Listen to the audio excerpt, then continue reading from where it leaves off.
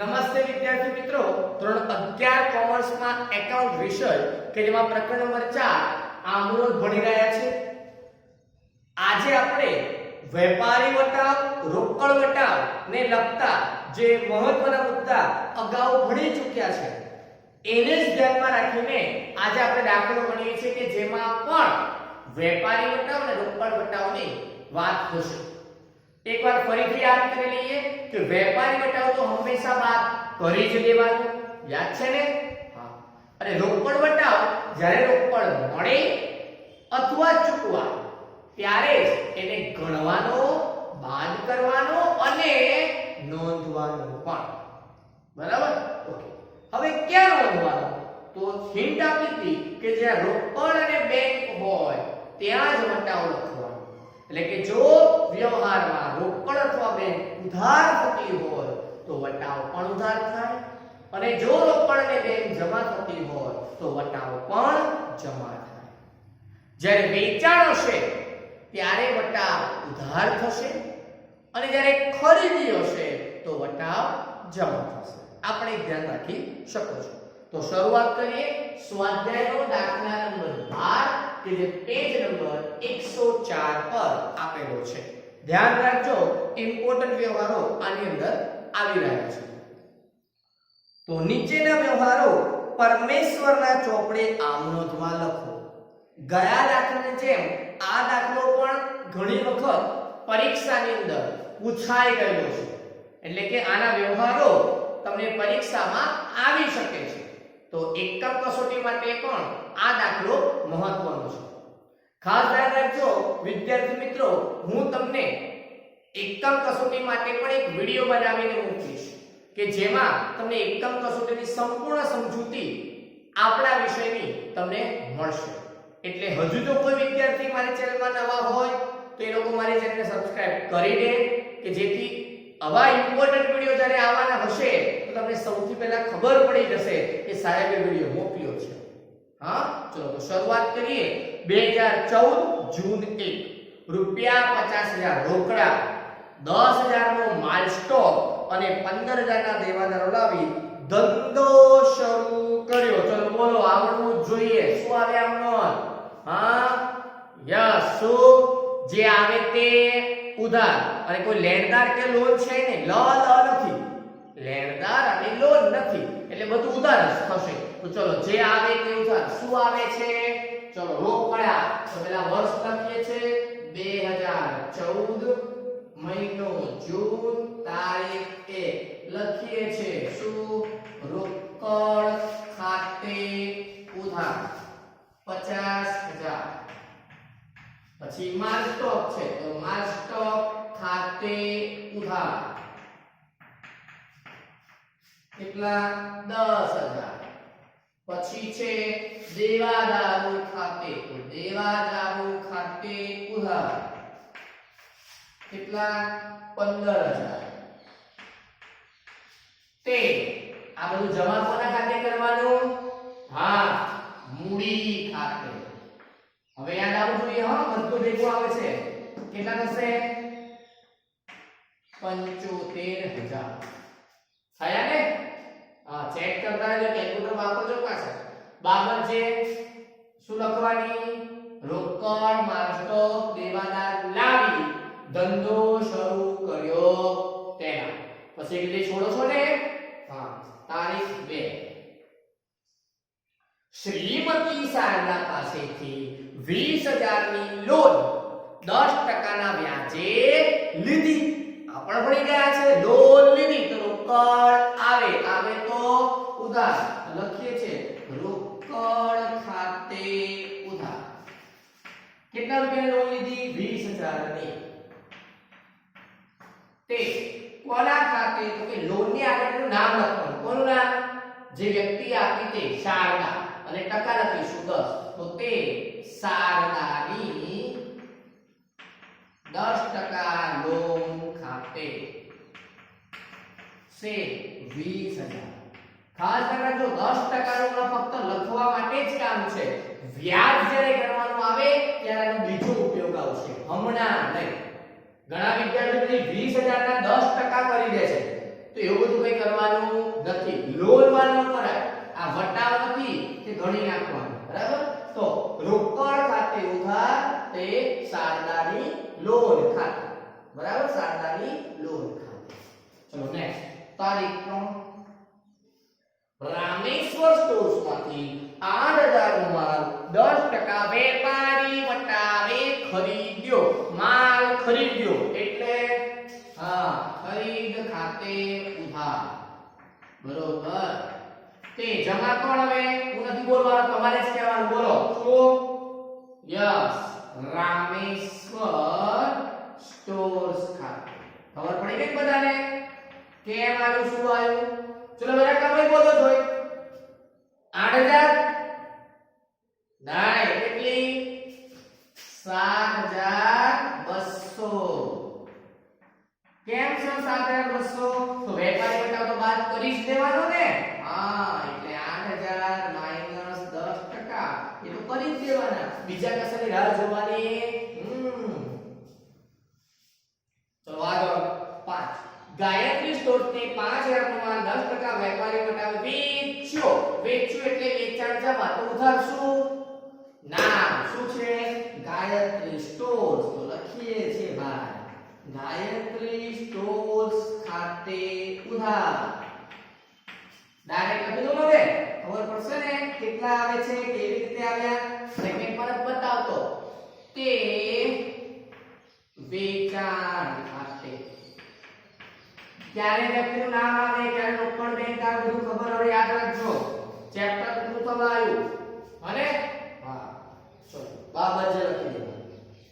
રાધા કિશન સ્ટોર્સમાંથી 15000 નો માલ 10% વેપારી વટાવ અને 10% રોકડ વટાવે ખરીદ્યો.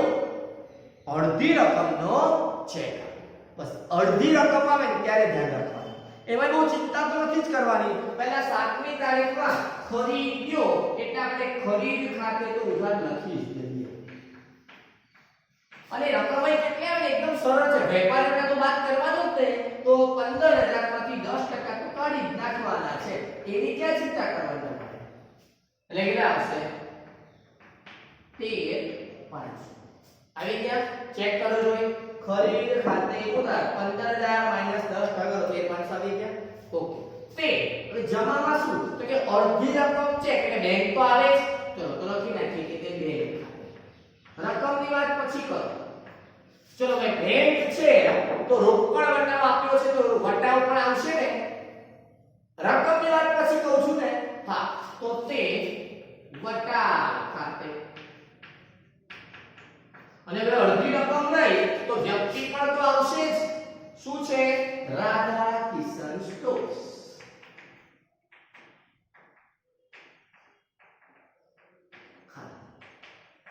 પેલા આમ નોટ ક્લિયર કરો પછી રકમની વાત. શું થયું? તો કે રાધા કિશન સ્ટોર્સ પાસેથી 15000 નો માલ 10% વેપારી વટાવે અને બાકીનું છોડ દઉં છું. ખરીદ્યો અડધી રકમનો ચેક આપ્યો.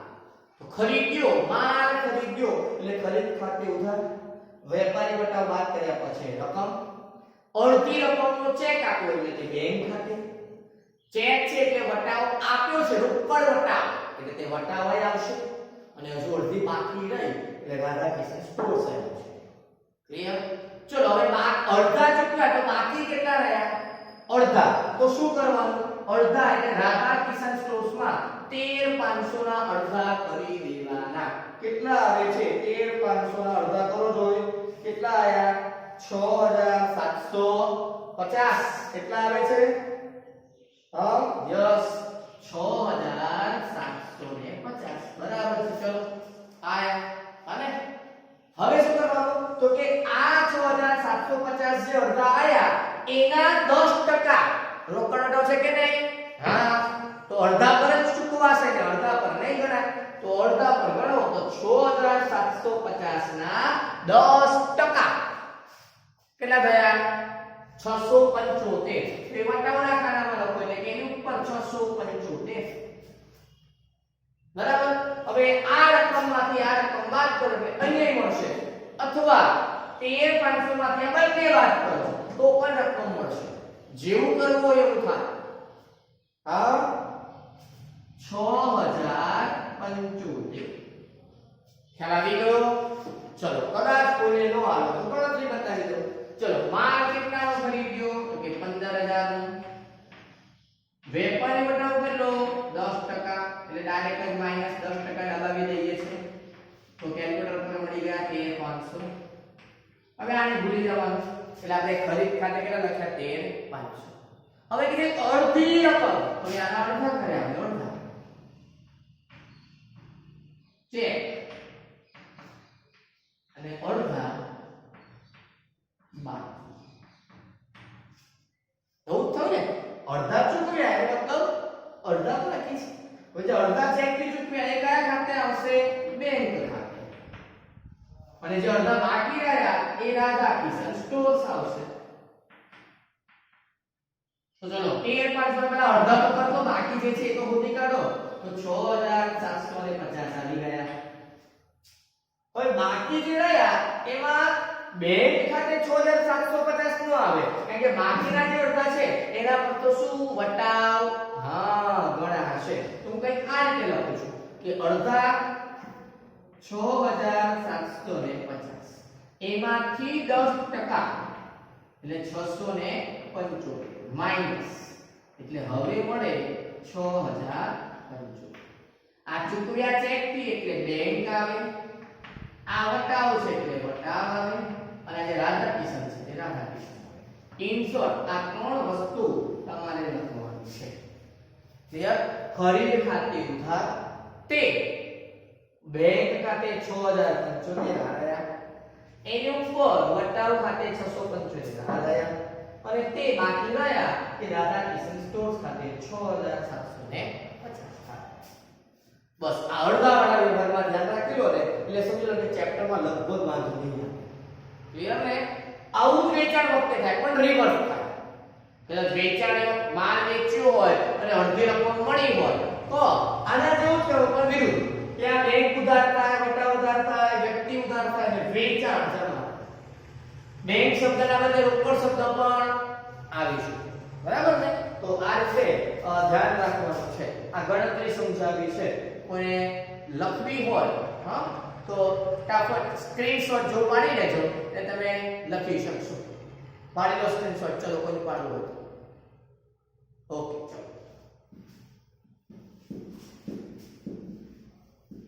આમ જરૂર નથી, થોડુંક સમજશો તો કોઈ ગણતરીની જરૂર નહીં પડે. એટલે સમજાયું કેલ્ક્યુલેટર પર જ કરાય. ફરી એકવાર 15000 -10% એ 13500. અડધા ચૂકવ્યા એટલે ભાગ્યા 2 કરીને જે અડધા બાકી રહ્યા તે છેલ્લે રાધા કિશનમાં લખી નાખ્યા. હવે જે અડધા છે એના પર વટાવ ગણાય તો અડધા જ છે ને તો એના પર ગુણ્યા 10% કરી દીધા તો 675 અને પછી માઈનસ બરાબર તો 6075. બધું કેલ્ક્યુલેટર પર આવી જાય. કાળજી રાખવી પડે, સમજવું પડે. બરાબર? ચલો આગળનો વ્યવહાર. વિભૂતિ પાસેથી ₹5000 નો માલ મોકલવાનો અંડરલાઈન ઓર્ડર મળ્યો. કઈ તારીખ હતી? 10. ઓર્ડર મળ્યો એટલે બિન આર્થિક વ્યવહાર થશે. બરાબર છે? આ વ્યવહાર બિન આર્થિક થશે. હવે ધ્યાન રાખજો. 10મો ભલે બિન આર્થિક થયો પણ 12મો જુઓ. વિભૂતિના ઓર્ડર મુજબનો માલ 10% વેપારી વટાવે મોકલ્યો. હવે આપણે મોકલવાનો મતલબ આપણું વેચાણ. અને લેશે કોણ આ માલ? વિભૂતિ. તો તારીખ આવશે 12. એમાં આમનું દાખલે કે વિભૂતિ ખાતે ઉધાર. માલ લેનાર વિભૂતિ છે. કેટલાનો માલ હતો? એટલે 5000 નો માલ ને નીચે લખ્યું છે કે 10% વેપારી વટાવ કાપી નાખવાનો. કેટલો થશે? 4500 4500. તે વેચાણ ખાતે. બરાબર ને? માલ વેચ્યો એટલે વેચાણ ખાતે. બાબત છે વિભૂતિને ઓર્ડર મુજબનો માલ મોકલી આપો. હવે આપણે મોકલે એટલે વેચાણ કહેવાય. હજુ આ લારી ભાડાના 50 રોકડા ચૂકવ્યા. લારી ભાડું ખર્ચ છે એટલે ખર્ચ તરીકેની અલગ આવક આપીશું. તો 22 તારીખે બીજી આવક છે લારી ભાડાના ચૂકવ્યા. તો ખર્ચ તરીકે આવે કે લારી ભાડા ખાતે ઉધાર 50 રૂપિયા તે રોકડ ખાતે બાબત છે લારી ભાડાના ચૂકવ્યા તેના. ક્લિયર? એટલે દાખલામાં બધા જ વ્યવહારો આવી રહ્યા છે. આગળ વિભૂતિ આ નવું છે. નાદાર જાહેર થતા. નાદાર જાહેર થતા એટલે શું? તો હવે એક્ચ્યુઅલી આ કન્સેપ્ટ આપણે બહુ પહેલા ભણ્યા હતા પારિભાષિક શબ્દોમાં. નાદાર અને સદ્ધર. નાદાર એટલે એવો વ્યક્તિ કે જે પોતાની જવાબદારી ચૂકવવા માટે આર્થિક રીતે પૈસાની દ્રષ્ટિએ સક્ષમ નથી, ચૂકવી શકે એમ નથી. એટલે એની પાસેથી જે રકમ મળવાની હોય તે મળે નહીં. એટલે આપણને રકમ નહીં મળે. હવે નુકસાન, એ નુકસાનનું નામ આપણે આપ્યું હતું ગાલખાત. એ નુકસાનને શું કહેવાય? ગાલખાત. હવે વિચારો કે જો ગાલખાત નુકસાન કહેવાતું હોય તો શું થાય? ઉપજ ખર્ચનો નિયમ લાગુ પડે ને. તો ઉપજ ખર્ચના નિયમ પ્રમાણે ગાલખાત નુકસાન શું થાય? ઉધાર. તો ગાલખાત થાય છે. તો વાંચી ચલો કે વિભૂતિ નાદાર જાહેર કરતા 300 ગાલખાત પડી, બાકીની રકમનું ચેક મળ્યો. તો હવે તારીખ છે 15, બાકી રકમનું ચેક મળ્યો એટલે બેંક ખાતે ઉધાર. રકમ પછી ગાલખાત પડી ને ગાલખાત નુકસાન તરીકે પણ ઉધાર. અને આ બધું વિભૂતિનું કર્યું ધર્મ છે એટલે તે વિભૂતિ ખાતે. હવે રકમની સ્પષ્ટતા કરીએ. ચલો હવે વિભૂતિ પાસેથી આપણે કેટલા લેવાના હતા? તો કે અહીંયા આગળ કોઈ જગ્યાએ વિભૂતિનું નામ છે નહીં. અહીંયા એટલે આપણે વિભૂતિ પાસેથી કેટલા લેવાના હતા? 4500. તો હવે એ 4500 તમારે વિભૂતિ ખાતે અહીંયા જમા કરી દેવા પડે. હવે વાક્ય પરથી વાંચીએ કે વિભૂતિના આધાર જાહેર કરતા 300 ગાલખાત પડી. ગાલખાત કેટલી પડી? 300. એનો મતલબ 4500 માંથી 300 નહીં મળે. 4500 માંથી 300 નહીં મળે. તો કેટલા મળ્યા? તો લખ્યું છે કે બાકીની રકમ. તો બાકી કેટલા રહ્યા? 4500 માંથી 300 જાય. 45. બાકીની રકમ ચેક મળી ગઈ તો લઈ લીધું. ક્લિયર? તો આમનો દવી આવે જે રકમ મળી ચેક તે બેંક ખાતે, જે નથી મળી તે ગાલખાત ખાતે, અને આપનાર આ બધું કરનાર છે વિભૂતિ તેના ખાતે જમા. ટોટલ જેટલા ઉધાર હતા એટલે જમા લખ્યા. એમાંથી 300 ગાલખાત આપી દીધી છે, બાદ કર્યું, બાકી રકમ મળી ગઈ. નેક્સ્ટ અનુપમના 1050 બાકી લેણા પેટે 1000 નો ચેક આપી અંડરલાઈન હિસાબ ચૂકતે કર્યો. યાદ છે? વટાવ જેવું જ આવે. શું નામ? કસર. તો અનુપમના 1050 બાકી લેણા પેટે 1000 નો ચેક આપી હિસાબ ચૂકતે કર્યો. એટલે ચેક આવે તો ઉધાર એટલે બેંક ખાતે ઉધાર. પણ ચેક કેટલાનો? ફક્ત 1000. 50 ભૂલી જવાના ને. તો એક કસર ખાતે એ નુકસાન જ છે એક પ્રકારનું. 50 રૂપિયા. અને આ બધું કોણ? અનુપમ. તે અનુપમ ખાતે 1050.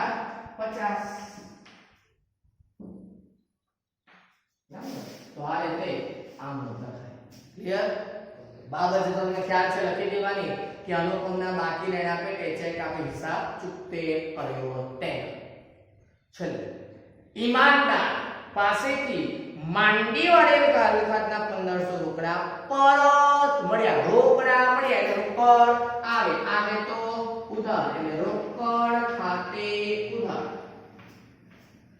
કેટલા? 1500. હવે શેના મળ્યા? તો કે માંડી વાળેલ ગાલખાતના પરત મળ્યા. તો એને ગાલખાત પરત કહેવાય. શું કહેવાય? ગાલખાત પરત. ઈમાનદારને ફરી યાદ ન કરાય. ધ્યાન રાખજો, આ વ્યવહારમાં ઈમાનદાર આપનાર છે એવું નહીં વિચારવાનું. ઈમાનદાર પાસેથી માંડી વાળેલ ગાલખાતના પરત મળ્યા. બરાબર? તો માંડી વાળેલ ગાલખાતના પરત મળે તો એને ગાલખાત પરત કહેવાય. ઈમાનદાર વ્યક્તિ ખાતે આવે નહીં. તો મળ્યા એટલે રોકડ આવે તો ઉધાર. અને શેના મળ્યા? તો કે ગાલખાત પરત ખાતે. વ્યક્તિ ખાતે લખાશે નહીં. સેમ ઈમાનદાર પાસેથી માંડી વળેલી ગાલખાતના પરત મળ્યા તેમ. ક્લિયર? તો આ તારીખ સુધીના વ્યવહારો છે. આમ ઇમ્પોર્ટન્ટ દાખલો કહી શકાય. મેં પહેલા જ કહ્યું કે એકમ કસોટી માટે ઇમ્પોર્ટન્ટ છે. લગભગ બધા વ્યવહારો ઇનડાયરેક્ટલી જોવો તો આવી જાય છે. જો ધંધો શરૂ કર્યો આવ્યું, લોન લીધી આવ્યું, ખરીદી આવે છે, વેચાણ આવે છે, 50-50 અડધું અડધું પણ આવ્યું, ખર્ચો આવ્યો, ગાલખાત આવી ગઈ, આ બધા જ વ્યવહારો લગભગ એવું કહેવાય કે સમાવેશ થાય એવો આ દાખલો છે. હજુ આવશે આવા બધા વ્યવહારો ભેગા હોય એવા ઘણા દાખલા છે, પણ નાનો દાખલો પૂછાયેલા દાખલામાં આ એક ઇમ્પોર્ટન્ટ છે. ક્લિયર? તો આ દાખલા પર ધ્યાન રાખજો. હવે હું હોમવર્કમાં તમને આવો જ એક દાખલો નાનકડો ભેગો છે એવું આપું છું, સમજજો. સ્વાધ્યાયમાં છે દાખલા નંબર 5. હોમવર્કમાં સ્વાધ્યાયનો દાખલા નંબર 5 નાનો છે, કદાચ એકમ કસોટીમાં પણ પૂછાઈ શકે એવો દાખલો છે, પેજ નંબર 102 પર. તો ખૂબ જ ધ્યાન રાખજો. એક વખત ફટાફટ વ્યવહારો પણ સમજાઈ દઉં છું, એટલે ચોપડીમાં જોઈ લો 102 નંબરના પેજ પર. કોઈમાં વર્ષ કે તારીખ છે ને આવું છે, નીચેના વ્યવહાર પરથી પ્રાંજલના ચોપડે આમનો લખો. એટલે પ્રાંજલની આમનો લખી દેવાનું, તારીખ, વિગત, થાપા, ઉધાર, જમા, તારીખના બદલે ક્રમ. પહેલું 10,000 રોકડા લાવી ધંધો શરૂ કર્યો, આવડે, હું નથી બોલતો. નેક્સ્ટ 5,000 નો માલ રોકડેથી ખરીદ્યો, એ આવડવું જોઈએ. 8,000 નો માલ રાજન પાસેથી 7 પર ખરીદ્યો, પર રોકડે, નીચે 7, આ પણ આવડવું જોઈએ. 2,000 નો માલ ધર્માદામાં આપ્યો, શું આવે બોલો? ધર્માદા ખાતે ઉધાર, તે ખરીદ ખાતે. વેરી ગુડ, સરસ. હવે જરા જો 5મી તારીખ માટે સમજાવું છું ખાસ, 5મી અને 6મી માટે. શિવાનીને 3,000 નો માલ મોકલવાનો ઓર્ડર આપ્યો, એટલે બિન આર્થિક વ્યવહાર. ઓર્ડર મળે તો પણ બિન આર્થિક, ઓર્ડર આપીએ તો પણ બિન આર્થિક. બરાબર? એટલે ઓર્ડર વાળા વ્યવહારો લખતા નથી, બિન આર્થિક વ્યવહાર. પણ એના પછી જુઓ, શિવાનીએ ઓર્ડર મુજબનો માલ મોકલી આપ્યો. હવે જો શિવાની માલ મોકલે તો આપણી પાસે આવે, તો એ આપણી પાસે માલ ક્યારે આવે? ખરીદીએ તો. એટલે ઇનડાયરેક્ટલી આ વ્યવહાર ખરીદીનો છે. બરાબર? એટલે આમનો જ એની આવશે શું? ખરીદ ખાતે ઉધાર, તે શિવાની ખાતે. ક્લિયર ને? હા. એટલે 5 નહીં આવે પણ 6 આવશે. રકમ 3,000. 7 2500 અંડરલાઈન જીવન વીમા પ્રીમિયમ ભર્યું. જીવન વીમા શું? ઉપાડ. તો ઉપાડ તે રોકડ, એટલે કે ઉપાડ ખાતે ઉધાર, તે રોકડ ખાતે જમા. આમાં પણ એકદમ નાના વ્યવહારો છે, 6 જ વ્યવહારો છે. અને વ્યવહારો પણ જો ધંધાનો આવી ગયો, ખરીદીનો આવી જાય, ધર્માદાનો આવી ગયો. બરાબર? તો આવો દાખલો પણ આવી શકે એકમ કસોટીમાં. બરાબર? એટલે આવા દાખલાઓની ખાસ તૈયારી કરજો. હવે તમે ધ્યાનથી જોશો તો લગભગ આપણે સ્વાધ્યાયમાં દાખલા નંબર 5 કમ્પ્લીટ કરી દીધો, એટલે કે હોમવર્કમાં આપ્યો તે. 6થો પણ હોમવર્કમાં પહેલા આપી ચૂક્યો છું, એટલે એ પણ પૂરો થઈ ગયો દાખલો. 7મો પણ મેં ગણાયો છે, 8મો હોમવર્ક આપેલો છે, 9મો મેં ગણાયો, 10 ગણાયો, 11 અને 12 ગણાયો. પછી જે 13થી દાખલા છે તે બહુ મોટા છે, એટલે હાલ પૂરતા એની ચર્ચા આપણે કરતા નથી. તો સ્વાધ્યાયના જે દાખલા સમજાવવાના હતા એ સમજાવી દીધા છે. આ જ પ્રમાણે તમે ઉદાહરણ પણ ચેક કરશો તો એ મેં કાં તો સમજાવી દીધા છે બોર્ડ પર, કાં તો એકાદ બે હોમવર્ક આપ્યા છે, પણ ઉદાહરણ પણ લગભગ 9 સુધી કમ્પ્લીટ થઈ ગયા છે. બરાબર? એક 10મું ઉદાહરણ બાકી છે કે જેમાં 2 કે 3 વ્યવહારો છે, એ તમે જુઓ છો તો ખ્યાલ આવી જશે. એટલે તમે 10મું ઉદાહરણ કે જે ઘાલખાત પર આધારિત છે એ તમે જુઓ તો ખ્યાલ આવી જશે. જરા જોવું હોય તો જોઈ પણ લઈએ. પેજ નંબર 78 પર હોમવર્કમાં કરી લેજો. શું છે? પ્રેરણાના ચોપડે આમનો વિશાળ નાદાર જાહેર થવાથી તેની પાસેથી લેણી નીકળતી રકમ 2000 વસૂલ થઈ શકે તેમ નથી. પૂરેપૂરા નહીં મળે તો પૂરેપૂરી ઘાલખાત. તો ઘાલખાત ખાતે ઉધાર, તે વિશાળ ખાતે, નામ વિશાળ છે ને, તે વિશાળ ખાતે. નીચે જોશો તો ખ્યાલ આવી જશે. નેક્સ્ટ, પરમ પાસે 3000 લેણા હતા, પરંતુ તેઓ નાદાર રહ્યા હતા, ફક્ત 1800 વસૂલ થયા, બાકી રકમ માંડી. તો 1800 વસૂલ થયા એટલે રોકડ ખાતે, ચેક શબ્દ નથી, રોકડ, તો રોકડ ખાતે 1800, બાકીના તમને ઘરખાત તરીકે લખી દેવાની અને તે પરમ ખાતે ટોટલ 3000, 3000 માંથી 1800 બાદ કરશો એટલે કેટલા આવશે? 1200. તો એની આમનોંધ લખેલી જ છે, જોશો એટલે ખ્યાલ આવી જશે કે રોકડ ખાતે 1800, ઘરખાત ખાતે 1200, તે પરમ ખાતે 3000.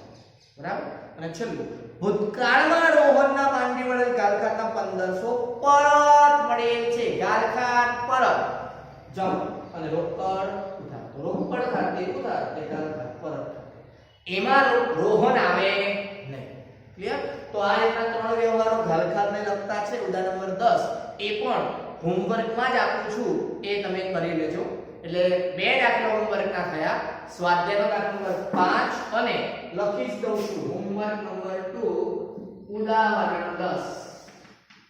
બરાબર, પેજ નંબર 78. આ પણ હોમવર્કમાં જ કરી લેજો. તો આજે આ બે દાખલા કરીએ છીએ, હોમવર્ક તરીકે તમને આપું છું. લગભગ હવે કોઈ વ્યવહારો બાકી હોય એવું બાકી નથી. પોઈન્ટ કદાચ સમયની અનુકૂળતા હશે તો આપણે ઉદાહરણ નંબર 11 સમજીશું, એના પછી કશું જ નહીં. પછી આ પ્રકરણને પૂર્ણ કરી પાંચમા પ્રકરણની શરૂઆત કરીશું. તો ખાસ જેટલા પણ દાખલા સમજાયા છે તમામના વિડિયો સંપૂર્ણપણે જુઓ. જે હોમવર્ક આપેલા છે જે તે સમયે એ હોમવર્ક કરો તો ખબર પડશે કે તમને કેટલું ફાવે છે. અને પછી પણ જો તમારી પાસે સમય હોય તો આના આ જ દાખલાને ફરી વખત પુનરાવર્તન કરો. ખાસ કરીને હું આઈએમપી દાખલા તમને કહીશ, એ ખાસ